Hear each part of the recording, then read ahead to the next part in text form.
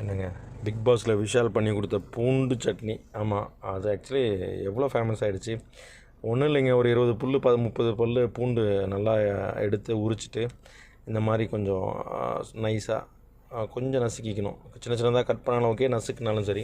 So அதுக்கப்புறம் அதில் வந்து உப்பு, மிளகாத்தூள், கரம் மசாலா இது மூணும் தேவையான அளவு போட்டுட்டு எண்ணெயை நல்லா கொதிக்க வச்சு அப்படியே ஊற்றினோம்னா வந்து பாருங்கள் இந்த மாதிரி வரணும். ஸோ அந்த மாதிரி வச்சு அழகாக ஊற்றிட்டு அதை அப்படியே கிண்டி விட்டோம்னு வச்சுங்களேன், அந்த மிளகா சட்னி ரெடி. இந்த பூண்டு சட்னி, சாரி இது பூண்டு சட்னியா மிளகா சட்னியா, பூண்டு சட்னி. இதை வந்து நம்ம இட்லி, தோசை, சப்பாத்தி எல்லாத்தையும் ட்ரை பண்ண நல்லா தான் இருந்துச்சு.